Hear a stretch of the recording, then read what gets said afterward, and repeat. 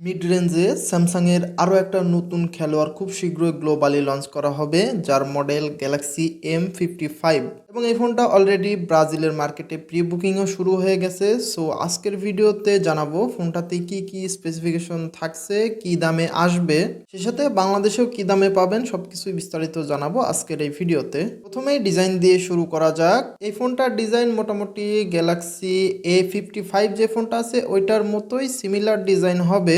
Samsung এর iconic যে design প্যাটার্নটা আছে, তবে এখানে গ্যালাক্সি A55 এর থেকে কালারে কিছুটা পার্থক্য থাকবে। এই ফোনটা টোটাল দুইটা কালারে লিস্টেড হয়েছে ব্রাজিলের মার্কেটে, একটা হচ্ছে ডার্ক ব্লু এবং আরো একটা লাইট গ্রিন কালার। দুইটাই মোটামুটি খুবই জোস, তবে বিল্ড কোয়ালিটিতে কিছুটা কস্ট কাটিং করা হবে, যেহেতু এটা একটা এম সিরিজের ফোন। সো এখানে কিছুটা কস্ট কাটিং তো থাকবেই, যেহেতু দামও কিছুটা কম রাখা হয় এম সিরিজের ফোনে এ সিরিজের তুলনায়। এই ফোনটাতে সম্ভবত প্লাস্টিকের ফ্রেম থাকবে এবং ব্যাক প্যানেলেও প্লাস্টিকই ইউজ করা হবে, এবং এই ফোনটার ওজন হবে হচ্ছে 180 গ্রামের মতো। সো ওজন থেকে বোঝা যাচ্ছে যে এখানে কস্ট কাটিং ভালোই করা হয়েছে বিল্ড কোয়ালিটিতে। আর এই ফোনটাতে ডিসপ্লে হিসেবে থাকবে 6.7 ইঞ্চির ফুল এইচডি প্লাস রেজুলেশনের একটা অ্যামোলেড প্লাস ডিসপ্লে, মানে সুপার অ্যামোলেডই, শুধু নামটা একটু চেঞ্জ করে দেওয়া হয়েছে। তবে ভালো ব্যাপার হচ্ছে এখানে কিন্তু অ্যাডাপটিভ রিফ্রেশ রেট থাকছে 120 হার্টজের রিফ্রেশ রেট। কিন্তু এই ফোনটার সামনে যে প্রোটেকশন, এইটা এখনো জানা যায়নি কি ধরনের প্রোটেকশন ইউজ করা হবে, যেহেতু এম সিরিজের ফোন তো খুব ভালো কিছু আশা করাও যায় না। আর এই ডিসপ্লেটা সর্বোচ্চ আউটডোরে 1000 নিটসের পিক ব্রাইটনেস দিবে। সো ডিসপ্লেটা মোটামুটি ভালোই হবে। স্যার এই ফোনটাতে ডুয়াল স্টেরিও স্পিকার থাকবে, আন্ডার ডিসপ্লে অপটিক্যাল ফিঙ্গারপ্রিন্ট সেন্সরও থাকবে। হ্যাঁ, এবার কিন্তু under display optical fingerprint sensor use করা হবে, সাইড মাউন্টেড ফিঙ্গারপ্রিন্ট সেন্সরটা থাকছে না। সো ফাইনালি এম সিরিজের ফোনগুলোতেও কিন্তু এখন under display fingerprint sensor use করা হবে। এছাড়া ওয়াইফাই 6 থাকবে, ব্লুটুথ 5.2 থাকবে, এনএফসি সাপোর্টও থাকবে, ইউএসবি টাইপ সি পোর্ট তো থাকছে, 3.5 হেডফোন জ্যাকটা তো থাকছে না।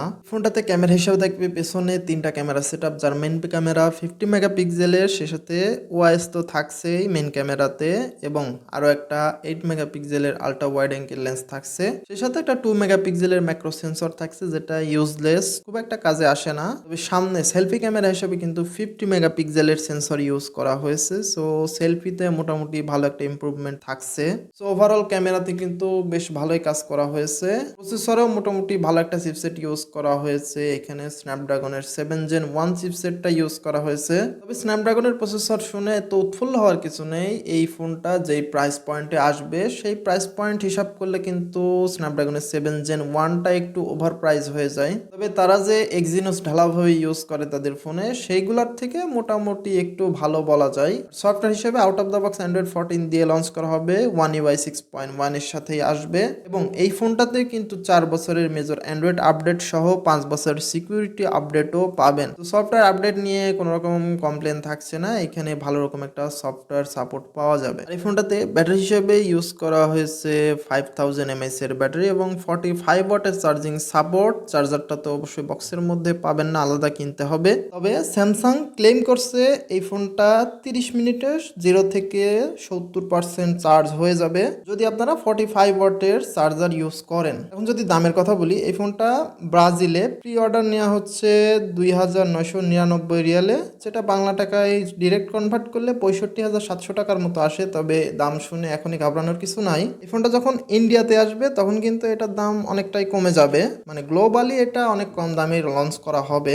ইন্ডিয়ান লিগ প্রাইস যতদূর জানা গেছে এই ফোনটা 26,999 রুপি থেকে শুরু হবে, 8 128 GB variant 26,999 rupee, 8 256 GB 29,999 rupee, এবং 12 256 জিবি ভ্যারিয়েন্ট 32,999 রুপিতে লঞ্চ হতে পারে। আর এই ফোনটা যখন বাংলাদেশে আসবে প্রথম দিকে অবশ্যই 40 থেকে 45,000 রুপিতে তো সেল হবেই। আর যারা ফোনটা কেনার কথা ভাবছেন তারা একটু ওয়েট করেন, এটা এখনই মানে প্রথম দিকে কেনার কোনো প্রয়োজন নাই, খুবই হাই প্রাইসে ফোনগুলো সেল হয়। তো যাদের বাজেট আছে, আপনারা এই ফোনটা কেনার কথা ভাবছেন, তারা একটু ওয়েট করে আপনারা 2-3টা কম্পারিজন দেখে নেবেন যে গ্যালাক্সি A55 এবং M55 এর মধ্যে, তাহলে আপনারা মোটামুটি ভালোভাবে একটা ডিসিশন নিতে পারবেন। তো আজকের ভিডিও এই পর্যন্তই, আবারও দেখা হবে নেক্সট কোনো ভিডিওতে। সবাই ভালো থাকবেন।